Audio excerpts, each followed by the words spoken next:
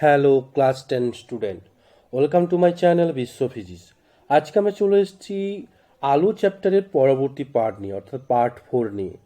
আগের 3টে পার্টে আমরা আলোর বিভিন্ন বিষয় সম্পর্কে, যেমন আলোর প্রতিফলন, দর্পণে আলোর প্রতিফলনের ফলে কীভাবে প্রতিবিম্ব গঠিত হয়, বস্তুর কোন অবস্থানে প্রতিবিম্ব কোথায় অবস্থিত হয় এবং প্রতিবিম্বের প্রকৃতি কীরকম হয় এবং প্রতিবিম্বের রশ্মিচিত্র সহ আলোচনা করেছি। আজকে আমাদের আলোচনার টপিক আলোর প্রতিসরণ। চলো আজকের ক্লাস শুরু করা যাক। আজকের ক্লাসের টপিক হচ্ছে আলোর প্রতিসরণ। আজকের ক্লাসের টপিক আলোর প্রতিসরণ, অর্থাৎ আজকে আমরা আলোর প্রতিসরণের কিছু কিছু বিষয় নিয়ে আলোচনা করব। আবার প্রতিসরণের ক্ষেত্রেও পরবর্তী একটা পার্ট থাকবে। চলো প্রথমে জানি যে আলোর প্রতিসরণটা কাকে বলে। না, আলোর প্রতিসরণ কাকে বলবে? আলোক রশ্মি প্রতিসরণ কখন হবে? যখন না ভিন্ন ঘনত্বের মাধ্যমে, এক ঘনত্বের মাধ্যম থেকে আলোক রশ্মি অন্য কোনো ঘনত্বের মাধ্যমে প্রতিসিত হবে, অর্থাৎ গমন করবে। দেখো এখানে দুটো মাধ্যম আছে, এ মাধ্যম আর বি মাধ্যম। আলো রশ্মি কোন এই যে দুটো মাধ্যম, এ মাধ্যম আর বি মাধ্যম, দুটো মাধ্যমের ঘনত্বের পার্থক্য আছে, ভিন্ন ঘনত্বের মাধ্যম। এই এ ও আলোক রশ্মি এ মাধ্যম থেকে এই অন্য একটা মাধ্যমে, অর্থাৎ বি মাধ্যমের বিভেদ তলটা কাকে বলছে? না, যখন একটা মাধ্যম শেষ হবে এবং অপর মাধ্যম শুরু হবে, সেই যে তলটা যেখানে দুটো মাধ্যম পরস্পরকে স্পর্শ করে আছে, সেই তলটাকেই বলা হয় বিভেদ তল। অর্থাৎ এখানে এক্স ওয়াই হচ্ছে বিভেদ তল। আলোক রশ্মি কোনো একটা মাধ্যম থেকে দ্বিতীয় মাধ্যমে প্রতিসরণের ফলে বিভেদ তলে আপতিত হয়ে অভিমুখ পরিবর্তন করে। আলোক রশ্মি এখানে সোজা যদি যেত, এই বরাবর যেত, এই বরাবর না গিয়ে সে কি করেছে, অভিমুখ পরিবর্তন করে ও বি বরাবর গেছে। এই যে আলোক রশ্মি অভিমুখ পরিবর্তন করে দ্বিতীয় মাধ্যমে যাওয়ার এই ঘটনাকেই বলছে আলোর প্রতিসরণ। আলোর প্রতিসরণ কি বলছে?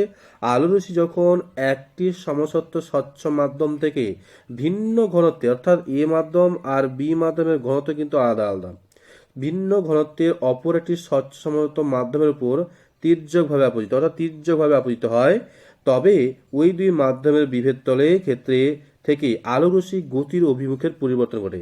ওই বিভেদ তল থেকে হয় আলোক রশ্মি গতির অভিমুখের পরিবর্তন ঘটে, দ্বিতীয় মাধ্যমে প্রতিষ্ঠিত হয়।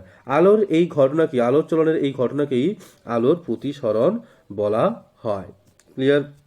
এবার এই প্রতিসরণের ক্ষেত্রে বিভিন্ন বিষয় দেখো। এই যে এ বিটা হচ্ছে আমার বিভেদ তল, এই এ বিটাই হচ্ছে আমার বিভেদ তল। অর্থাৎ এই এটা হ্যাঁ, মাধ্যম যে ভিন্ন ঘনত্ব, লঘু মাধ্যম কাকে বলছে আর ঘন মাধ্যম কাকে বলছে? যে মাধ্যমে আলোর বেগ বেশি তাকেই বলছে লঘু মাধ্যম, আর যে মাধ্যমে আলোর বেগ কম সেটাই হচ্ছে ঘন মাধ্যম। ঠিক আছে? তো এই লঘু মাধ্যম ও গণমাধ্যমের বিভেদ তল আমার হচ্ছে এ বি। এর আলোক রশ্মি লঘু মাধ্যম থেকে এই ঘন মাধ্যমে প্রতিষ্ঠিত হয়েছে। পি ও পথে আলো রশ্মি আপতিত হয়ে এই সোজা পথে যাওয়ার কথা, কিন্তু সেই সোজা পথে সে না গিয়ে কি হচ্ছে, একটু বেঁকে গিয়ে ও কিউ পথে প্রতিষ্ঠিত হয়েছে। এটাকেই বলছে আলোর প্রতিসরণ। আলোক রশ্মি যে পথে আপতিত হয়েছে, অর্থাৎ এই যে পিও, এটাকেই বলছে আপতিত রশ্মি। আর যে পথে প্রতিসরণের পর যে পথে গেছে ও কিউ, এটাকে বলছে প্রতিসৃত রশ্মি। আর যে বিন্দুতে আলো রশ্মি আপতিত হয়েছে এই বিন্দু ওকেই বলছে আপাতন বিন্দু। আর এ বি বিভেদ তলের উপর আপাতন বিন্দুতে অঙ্কিত এম এন লম্ব, এটাকে বলা হচ্ছে অভিলম্ব। এই এম এন লম্বটাকেই বলছে অভিলম্ব। এইগুলি হচ্ছে আলোর প্রতিসরণের বিভিন্ন রাশি। অর্থাৎ আলো রশ্মি যে পথে পড়ছে সেটা হচ্ছে আপতিত রশ্মি, প্রতিসরণের পর যে পথে যাচ্ছে সেটা হচ্ছে প্রতিসিত রশ্মি। আর দুটি মাধ্যম যেখানে স্পর্শ করে আছে, সেই স্পর্শ করে যে মাধ্যমটা, যে তলটা গঠন করেছে সেটা হচ্ছে বিভেদ তল, এ বি হচ্ছে বিভেদ তল। যে বিন্দুতে আলো রশ্মি আপতিত হয়েছে ও বিন্দু, এটাকে বলছে আপাতন বিন্দু। আর আপাতন বিন্দুতে বিভেদ তলের উপর অঙ্কিত লম্বটাকেই বলছে অভিলম্ব। চলো পরের টপিক, আলোর প্রতিসরণের সূত্রগুলি। দেখো প্রথম সূত্র কি বলছে, আপতিত রশ্মি প্রতিসিত রশ্মি আপাতন বিন্দুতে ওই দুই মাধ্যমের বিভেদতলের উপর অঙ্কিত অভিলম্ব একই সমতলে থাকে। অর্থাৎ কি বোঝে দেখো, এই যে আপতিত রশ্মি, প্রতিসিত রশ্মি, আপাতনমিতে অঙ্কিত অভিলম্ব, সবাই কিন্তু এই যে অভিলম্ব এম এন যে অভিলম্বটা, এটা কিন্তু সবাই কিন্তু একই সমতলে থাকে। সবাই কি থাকে না, সবাই একই সমতলে থাকবে। ক্লিয়ার? সবাই একই সমতলে থাকবে। আবার সেকেন্ড যে কি বলছে, আর এখানে সেকেন্ড যেটা বলছে দেখো না, আপাতন নির্দিষ্ট, দ্বিতীয় সূত্র কি বলছে দেখো, দুটি নির্দিষ্ট মাধ্যমের বিভেদ তলে, মানে যে দুটো মাধ্যমে প্রতিষ্ঠিত হচ্ছে, সেই এ মাধ্যম আর বি মাধ্যম, দুটো মাধ্যমে কিন্তু নির্দিষ্ট হতে হবে। নির্দিষ্ট মাধ্যমের বিভেদ তলে একটি নির্দিষ্ট বর্ণের রশ্মি প্রতিসরণের ক্ষেত্রে আপাতন কোণের সাইন ও প্রতিসরণ কোণের সাইনের অনুপাত সর্বদা ধ্রুবক। ধরো এখানে যদি আর একটা আলোক রশ্মি এ বি এখানে আপতিত হয়ে এভাবে বেরিয়ে গেছে, এক্ষেত্রে আপতিত রশ্মি ও অবিলম্বের মধ্যবর্তী কোণটা আপাতন কোণ আই, আর প্রতিষ্ঠিত রশ্মি ও অবিলম্বের মধ্যবর্তী কোণটা হচ্ছে প্রতিসরণ কোণ আর। সেই বলছে আপাতন কোণের সাইন ও প্রতিসরণ কোণের সাইনের যে অনুপাত সে সর্বদা কিন্তু ধ্রুবক হবে। এই ধ্রুবককে কি বলা হচ্ছে না, দেখো এই ধ্রুবককে প্রথম মাধ্যমের সাপেক্ষে দ্বিতীয় মাধ্যমের প্রতিসরণ বলা হচ্ছে।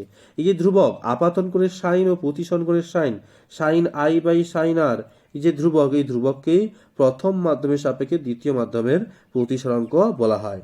এই সূত্রকে, এই যে সূত্রটা, এটাকেই বলা হয় স্নেলের সূত্র। কি সূত্র না, স্নেলের সূত্র। যদি প্রশ্নে পড়ে যে স্নেলের সূত্রটি লেখো, তাহলে আমাকে কিন্তু এই দ্বিতীয় সূত্রটি লিখতে হবে, যে দুটি নির্দিষ্ট মাধ্যমের বিভেদ তলে নির্দিষ্ট বর্ণের আলোর প্রতিসরণ হলে আপাতন কোণের সাইন ও প্রতিসরণ কোণের সাইনের অনুপাত সর্বদা ধ্রুবক হয়। সূত্র এটা যে গাণিতিক রূপটা কি না, এখানে সামনে একটু লেখা উচিত ছিল যে দুটি নির্দিষ্ট মাধ্যমের আলোর প্রতিসরণের ক্ষেত্রে আপাতন কোণ আই ও প্রতিসরণ কোণ আর হলে দ্বিতীয় সূত্র অনুসারে sine i by sine r equal to হচ্ছে ধ্রুবক। এই ধ্রুবককে প্রথম মাধ্যমের সাপেক্ষে দ্বিতীয় মাধ্যমের প্রতিসরাঙ্ক বলা হচ্ছে। এই যে এটাকেই আমরা বলি কি জানি কিন্তু স্নেলের সূত্র হিসেবে, এটাকেই কিন্তু আমরা স্নেলের সূত্র হিসেবে জানি। ঠিক আছে, তো চলো পরের টপিক। এবার এই যে আপাতন কোণের সাইন ও প্রতিসরণ কোণের সাইনের যে অনুপাত, এই অনুপাতটাই কি বলছে না, প্রতিসরাঙ্ক। প্রতিসরাঙ্ককে আবার দুই ভাগে ভাগ করেছে। প্রতিসরাঙ্ক কবে ভাগ করেছে না, দুই ভাগে, পরম প্রতিসরাঙ্ক আর হচ্ছে আপেক্ষিক প্রতিসরাঙ্ক। পরম প্রতিসরাঙ্ক আর আপেক্ষিক প্রতিসরাঙ্ক। এই পরম প্রতিসরাঙ্ক ও আপেক্ষিক প্রতিসরাঙ্ক তেমন নির্দিষ্ট কোনো ভাগ নয়, বলছে মাধ্যমের ভিন্ন মাধ্যম থেকে ভিন্ন মাধ্যমে আলোর প্রতিসরণ। তো দেখা যাক পরম প্রতিসরণ কি বলে না, আলোক রশ্মি বায়ু মাধ্যম থেকে, কোন মাধ্যম না, বায়ু মাধ্যম বা শূন্য মাধ্যম থেকে অন্য কোনো মাধ্যমে প্রতিষ্ঠিত হলে সেক্ষেত্রে আপাতন কোণের সাইন, এখানে মিস গেছে, আপাতন কোণের সাইন ও প্রতিসরণ কোণের সাইনের অনুপাতকে পরম প্রতিসরাঙ্ক বলা হয়। তো সেক্ষেত্রে কোনো মাধ্যমে প্রতিষ্ঠিত হলে আপাতন কোণের সাইন ও প্রতিসরণ কোণের সাইনের অনুপাতকেই বলা হচ্ছে পরম প্রতিসরাঙ্ক। এই যে প্রতিসরাঙ্কের যে সংজ্ঞা, সেখানে যখনই আলোক রশ্মি শূন্য মাধ্যম বা বায়ু মাধ্যম থেকে অন্য কোনো মাধ্যমে প্রতিষ্ঠিত হবে, তখন সেই আপাতন কোণের সাইন ও প্রতিসরণ কোণের সাইনের অনুপাতকেই বলছে পরম প্রতিসরাঙ্ক। যদি আলোক রশ্মি বায়ু মাধ্যম থেকে অন্য কোনো মাধ্যমে প্রতিষ্ঠিত না হয়ে অন্য এক মাধ্যম থেকে দ্বিতীয় কোনো মাধ্যমে প্রতিষ্ঠিত হচ্ছে, কি বলছে, আলোক রশ্মি কোনো এক মাধ্যম থেকে অন্য কোনো মাধ্যমে প্রতিষ্ঠিত হলে আপাতন কোণের সাইন ও প্রতিসরণ কোণের সাইনের অনুপাতকে বলা হয় প্রথম মাধ্যমের সাপেক্ষে দ্বিতীয় মাধ্যমে আপেক্ষিক প্রতিসরাঙ্ক। প্রথম মাধ্যমের সাপেক্ষে দ্বিতীয় মাধ্যমের আপেক্ষিক প্রতিসরাঙ্ক। দেখো এখান থেকে একটা কোশ্চেন আমরা দেখি। কোশ্চেন খুবই দেখা যায় যে কাঁচের প্রতিসরাঙ্ক 1.5 বলতে কি বোঝো? কাঁচের পরম প্রতিসরাঙ্ক 1.5 বলতে কি বোঝো? না, কাঁচের পরম প্রতিসরাঙ্ক 1.5 বলতে বোঝায় হলুদ বর্ণের আলোক রশ্মি যখন বায়ু মাধ্যম থেকে কাঁচে প্রতিষ্ঠিত হয়, তখন আপাতন কোণের সাইন ও প্রতিসরণ কোণের সাইনের অনুপাত হয় 1.5। আর হলুদ বর্ণের আলোক রশ্মি যখন বায়ু মাধ্যম থেকে কাঁচ মাধ্যমে প্রতিষ্ঠিত হয়, তখন আপাতন কোণের সাইন ও প্রতিসরণ কোণের সাইনের অনুপাতকে বলা হয় 1.5। ক্লিয়ার? তো আজকের ভিডিওটা আমাদের কাছে এই পর্যন্তই। তবে আমরা যে আলোর প্রতিসরণের প্রাইমারি কিছু বিষয় আমরা আজকে জানলাম। এর পরবর্তী পার্টে আমরা কিন্তু আলোর প্রতিসরণের বাকি পার্টগুলো, বাকি জিনিসগুলো কিন্তু অবশ্যই ডিটেলসে জানবো এবং আলোর প্রতিসরণের বিভিন্ন সূত্রাবলী আলোচনা করব, বিভিন্ন কোশ্চেনও আলোচনা করব। সূত্রাবলী আজকে হয়ে গেছে, ঠিক আছে। তো আজকের ভিডিওটা এই পর্যন্তই।